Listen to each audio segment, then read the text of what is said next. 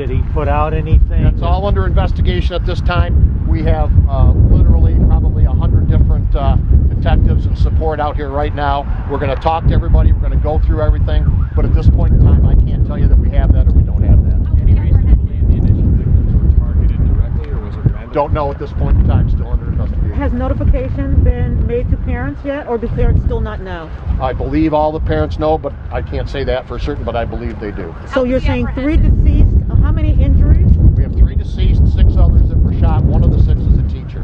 One of the witnesses I talked to said she heard shots, it paused, she heard shots again. Do you have any idea how long he was in the school? He fired multiple shots, I can tell you that. We've recorded multiple shell casings in the school.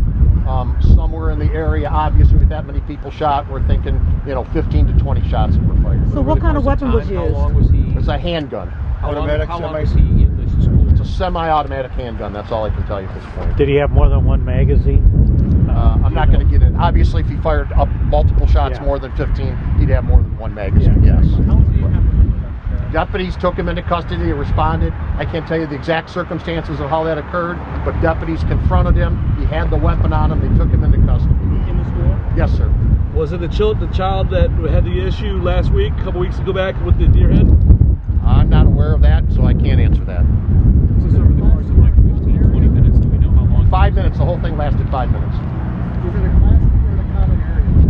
I'm not sure on that. I'll have to get back to you again. We'll do another briefing later on. We can ask the superintendent, but any indication that he was targeting a certain room for these students and the specific teacher? I can't tell you that because I don't know. Yeah. Okay. We told us a lot and we appreciate it. Okay. Can we talk to the superintendent for a moment, please? That's up to Tim. I really don't have anything. I really don't have anything more to say other than that you certainly can praise for our families here in Oxford and our students. I'm learning information real time just as you all are. So I really don't have any more info to add. Can you shed any light on who the student is? A 15-year-old? I can't. No. What's your reaction to this? Oh, of course I'm shocked. It's devastating. Yeah. Superintendent, can you say and spell your name, please, sir? Tim Throne, Throne. So you had a lot of things in place. One point of entry when school is open. These students get ALICE training as well. I know that students and teachers teachers are able to communicate with one another. You also have this point of safety that you're able to get students to as well. Can you talk to me about why you didn't have metal detectors? No. Okay. That's my answer to your question, no. Okay. Is that something that's ever come up? Not that I can recall, no. Do you have any background information on the student? Has there been any issues with this student prior to today? Not yet. You know who the student is? We don't know the name. I don't know the names of the victims yet. Yeah. I don't know that families have been contacted yet. Right. Okay. So we still got our homework to do. Certainly. Let us go do it. And yeah, we'll no, come of course back you do, and we know that this is difficult. So we appreciate you talking. Now, one other thing, Superintendent. Superintendent, Can you tell us if there are any plans for tomorrow? Does anybody have any? I'll let you know as soon as I get back and have a chance to talk with my team. What time is it right now? 3:30. So if they're going to do another interview at 5, we'll let our families know by 5 what the plans for tomorrow are. Okay, Thank you, sir. thank We you. appreciate I've got John Lyman here speaking for all the fire departments, and I'll tell you what resources were brought here. Chief, can you say your name and spell everything for us? John Lyman, Lyman. I'm the Public Information Officer. I work for Rochester Hills Fire Department. Gotcha. Thank you. So we were dispatched along with the PD and the Sheriff's Office. We had about 25 agencies that responded, close to 60 ambulances. We had a couple of helicopters land also. We did transport those 6 patients. The number I'm not totally for sure on, but we did transport multiple patients to area hospitals. Gotcha. And that's how many units? We had close to 60 units that were dispatched here. So you called for mutual aid, obviously. Obviously, yes. And so you brought in those many units. Why? Well, we didn't know how many victims we had originally, so you just start bringing everybody in. I was going to say, can you describe your procedures? What kind of a playbook do you pull out for a day like today? Well, we do practice that, and we worked with the Sheriff's Office very closely on this type of incident. So So the idea of bringing up units from multiple departments and private agencies that's pretty much a standard. We practice for that. And you handle fire as well as EMS response? Are they still? Everyone is out. Okay. Do you handle fire as well as EMS response? Yes. Yep. Absolutely. And it's in a fluid situation like this. You really don't know what you're going to find when you get here. No, you don't. No, you don't. So how do you and your personnel handle a case like this today? Well, we run through the incident command system, unified command system with the sheriff's office, and then units are dispatched and brought up, and then there's more than that. Even there's other emergencies going on at the same time, and so our guys have got to be prepared for that and got to move up from those other departments, and they're covering other areas too. So the incident command structure does work, and that's what we're working with planning. Under Sheriff, I do have one other question Yes. for you. Obviously, this is still under investigation. What are you looking for? I'm sure you're trying to figure out if this person was acting alone, if there are others. Just give us At this point in time, we believe he acted alone. There's no other shooters. There's no other gunmen. We don't believe anybody at this point in time, pending further investigation, that he planned this with anybody else. But we will be doing social media checks. We will be talking to all the students, as many as we can that were here today. That's why we have so many officers here and so many detectives here, so that everybody and anybody can be talked to that has any knowledge of him or what he was going to do, or after the fact. You mentioned the FBI is here. Yes, Tim Waters. Could you please step up, sir? Identify yourself for us, please. Yeah, I'm Tim Waters, I'm the Special Agent in Charge here for the FBI in Michigan. And what's your role in this today? Yeah, at this point, we just, we deployed out here as soon as we heard of the incident. Incidents like this are tragic. Obviously, we're here to support the Oakland County Sheriff's Office and the local police departments out here with anything they need at this point. That's the extent of our participation. So you've heard what everyone else has said. Is there anything else that you're able to add to that? In other words, what are you looking for? What are the things that you're trying to find out? Yeah, we're going to plug in with these folks. We're going to provide any assistance that they request of us at this point. We have victim services and plenty of resources we can bring to bear if needed. But Oakland County is a very well-resourced county, and I'm sure that that they have the tools they need. But we're here to help if needed. That's all I have right now. You could also help to figure out if there were any warning signs with this 15-year-old. Yeah, listen, we're gonna look at everything. We're gonna assist as part of the investigation, and we'll just one step at a time. That's all I have right now. Thank you so much. We appreciate you all. Okay. Yes. Do you have any information about the gun? Where the student got the gun? We don't have any of that information at this point in time. Could I trouble you to please reiterate one more time when he was initially confronted and gave up, or what? First call, my information is the first call came in at 12:51. Within 5 minutes, he was in custody by our deputies. Has his locker been looked through and any other weapons? There's no other weapons that we're aware of. Are there any police liaison officers at this There's school? a deputy assigned to the high school full-time, yes. One of yours? He was one of the deputies that helped take him into custody. So and another deputy. So he was here. Which hospitals the victims were transported to? Various hospitals. I prefer not to say what hospitals they went to, just in case.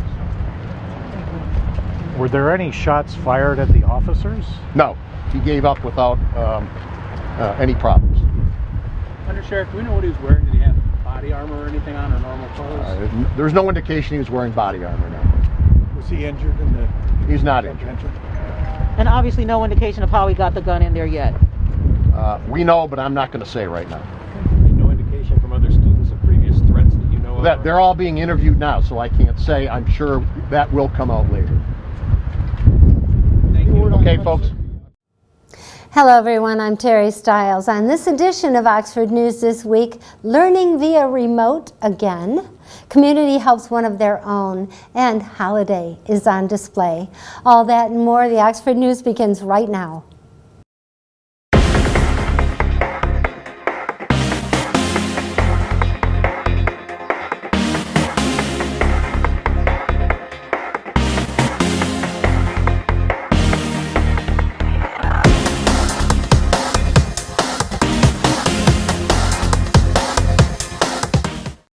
Schools across the state have had to close in recent weeks due to an ongoing worker shortage coupled with COVID outbreaks, and Oxford is no exception. Right before the Thanksgiving holiday, the district found a rise in quarantine staff and a lack of substitutes, meaning there would not be enough coverage in the district, so administration moved all middle school and high school students to remote learning while shifting support staff from those schools to the elementary level school to provide in-person instructions to the youngest student population. Leonard, however, experienced 2 days of closure due to staff COVID cases. According to the district reporting, the school had 5 active staff cases, and transportation was forced to combine several bus routes. The district expected to return to its normal operation after the Thanksgiving holiday. What a chess game.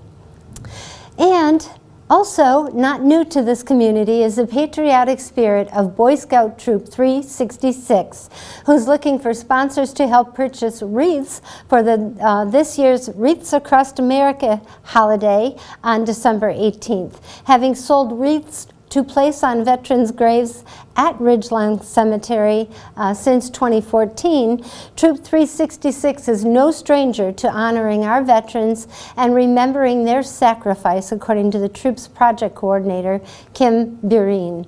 The troop is hoping to sell more than 200 wreaths to lay on the graves during the Ridgeline Cemetery event conducted by members of the American Legion Post 108. Tax-deductible donations to sponsor a wreath can be made through the website wreathsacrossamerica.com or send a check made payable to Troop 366, care of Kim Bureen, 400 Davis Lake Road, Oxford, Michigan, 48371. And you'll be able to get the price of those wreaths when you go on the website.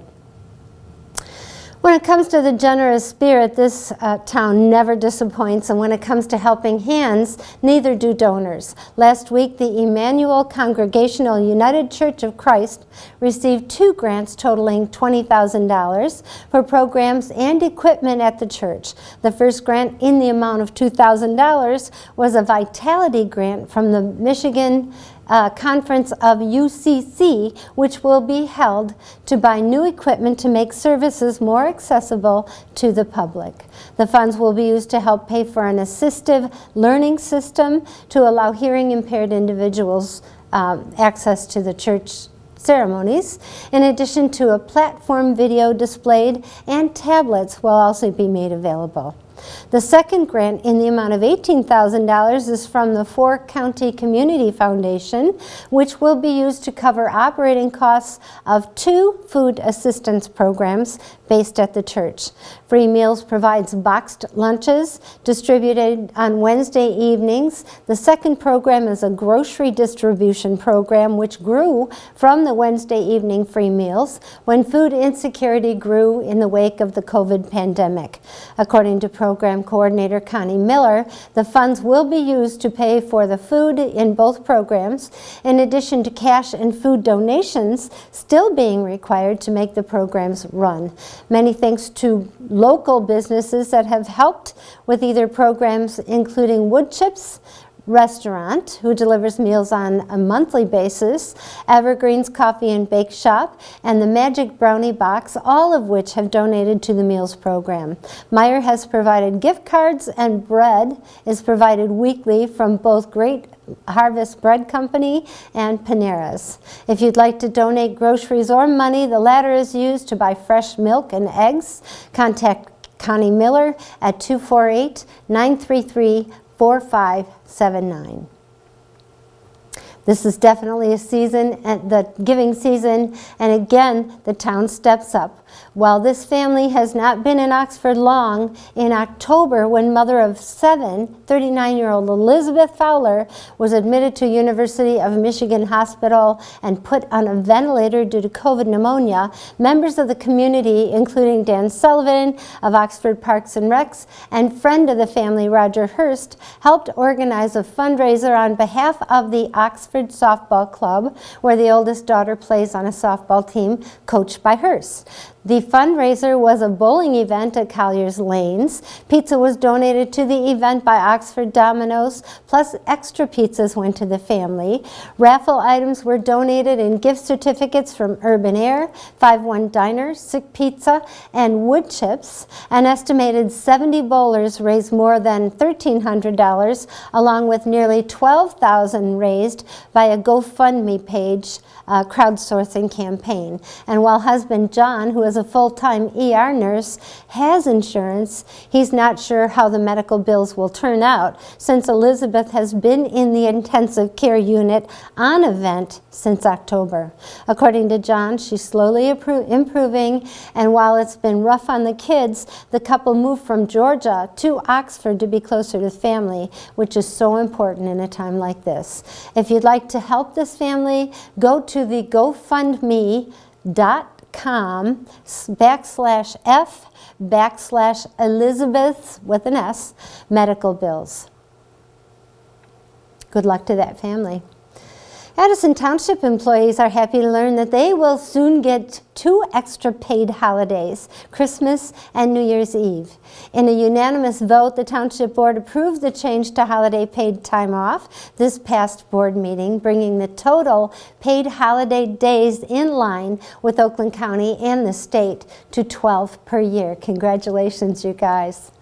Let the holiday festivities begin. It's already beginning to look a lot like the holidays with all the downtown decorations put in place by DDA Director Kelly Westbrook and her team of volunteers. And the bridge is lit following a small holiday kickoff given by the Oxford Chamber Director Amy Desotel and Sarah Amscheid, and decorated by local Excel Cleaning Brothers. And hosting the event and providing the power to the lights through the season is NES Plumbing, Heating, and Cooling.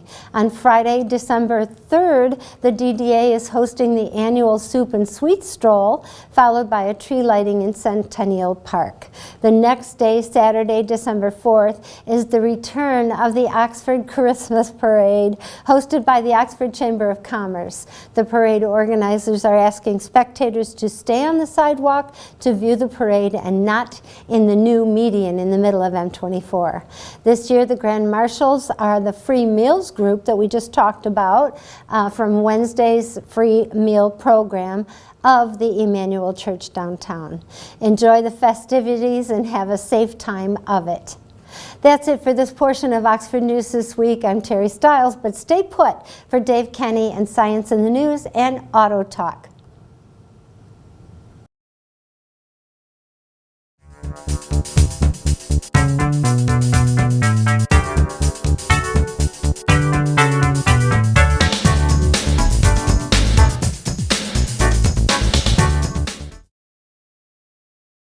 Welcome to Auto Talk. I'm Dave Kenny, and these stories are taken from Automotive News.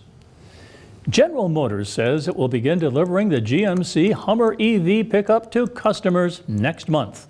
Duncan Aldred, Vice President of Global Buick and GMC, said the $112,595, including shipping, Hummer Edition 1, the only version available for the first year, will have a 329-mile range, tow up to 7,500 pounds, and haul up to 1,300 pounds. He declined to say how many reservations the brand has booked or how many Edition 1 pickups will be produced.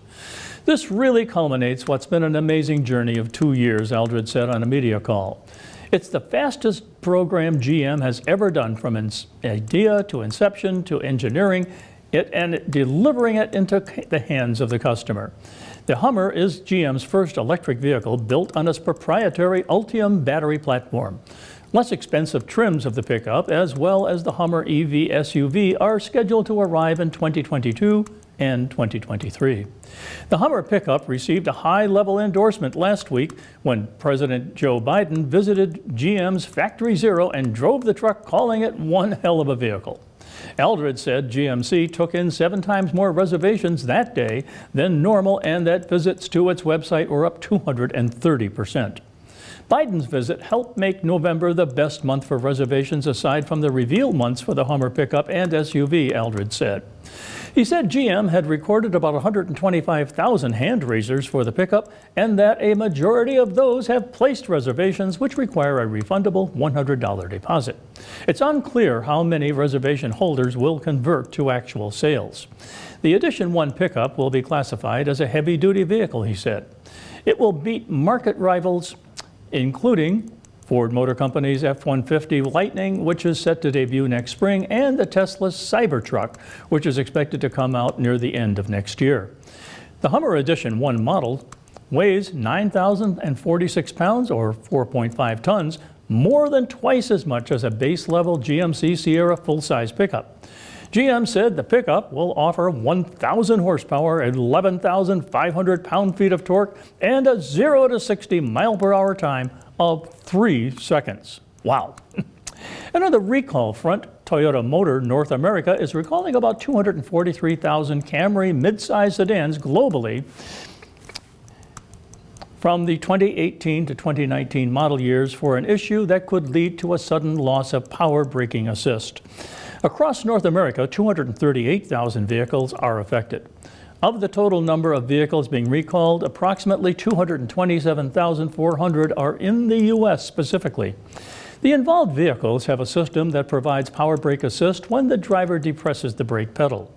Specific components in a part of the system can prematurely wear and could lead to a sudden loss of power braking assist, the automaker said in a news release. Non-power assisted braking will remain functional, Toyota said. However, a sudden loss of braking power assist while driving could increase the risk of a crash. A spokesman for Toyota declined to comment on whether the automaker was aware of any injuries, accidents, or deaths related to the condition. The spokesman also declined to disclose the parts supplier. To fix the issue, dealers will inspect the vacuum pump and either repair or replace the part. Owners of the affected vehicles will be notified in January. Well, that's it for this edition of Auto Talk. I'm Dave Kenny, and we'll be right back.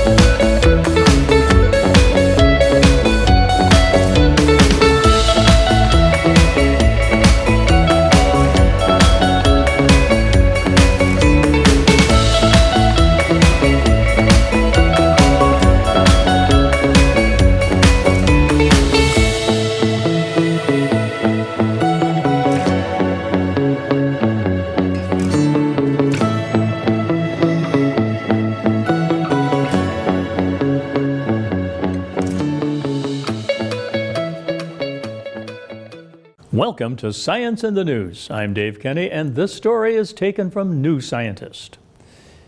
An unusual experimental treatment for fading sight involves shining a red light into the eyes for a few minutes to boost the activity of mitochondria, microscopic structures that provide energy inside of cells. In the first small test of the approach in 24 people, one short exposure of the light slightly improved people's performance in test of color vision for several days. Deep red light and near-infrared light have previously been shown to enhance the function of mitochondria in a range of cell-based and animal experiments. These wavelengths seem to work by improving the performance of key molecular structures within the mitochondria called ATP synthase pumps. These pumps manufacture a molecule called ATP, which cells use for energy by rotating within the water environment of the mitochondria. Deep red light has just the right wavelength at 670 nanometers to be absorbed by water molecules, which give them more energy. This makes the water surrounding each pump less viscous, letting the structure rotate faster. It's like heating up jam to make it easier to stir, says Glenn Jeffrey at University College in London. Although making cells more energy efficient could affect a wide range of bodily systems, Jeffrey's group has been investigating cells of the retina, a patch of light-sensitive tissue at the back of the eye, as they are packed with more mitochondria than any other cell in the body. Impaired mitochondria might contribute to declining eyesight with age and have been implicated in several causes of blindness. Previous work in flies suggested that mitochondria make most ATP in the mornings. So Jeffrey's group carried out a trial of red light exposure in people aged 37 to 70, comparing treatment in the morning with that given in the afternoon as a control group. The participants had a weak red light shone in their eyes for 3 minutes. 3 hours later, their color vision was tested by asking them to try to detect letters shown on a similar colored background. The team focused on color vision because the cells in the retina responsible for black and white vision tend to die with age. Wow. When people received one treatment between 8 a.m. and 9 a.m., their performance on the color contrast test improved by 12 to 17% compared with before the treatment.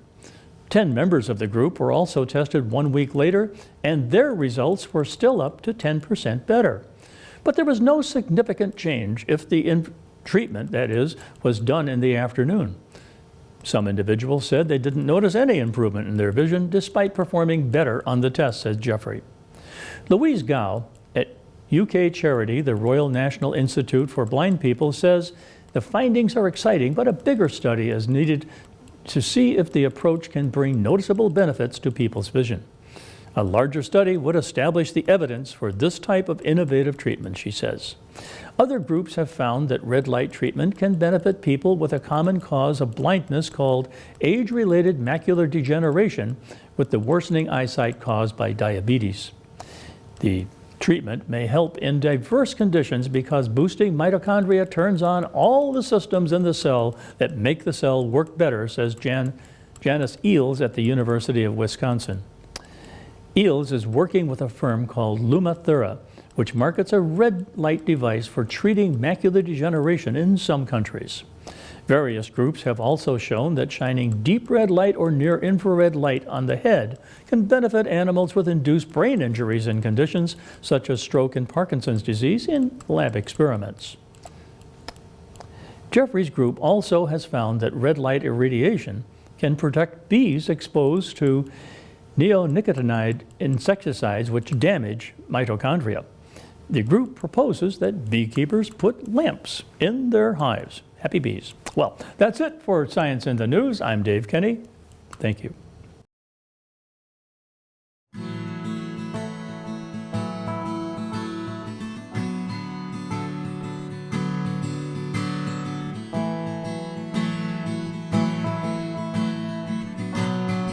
Well, that's it for Oxford News this week. If you'd like to learn more about these stories and others, you can go to the Oxford Leader newspaper, or you can also catch good news on the Charter Township of Oxford's Facebook page. You can also watch us on Charter Channel 191, AT&T Channel 99, our Facebook page, OCTV Facebook, and our YouTube page. And I want to tell you thanks for watching Oxford News this week, where we bring your news closer to home. And Jamie will soon be back. He's having a little bit of difficulty health-wise, but he will be back. Take care.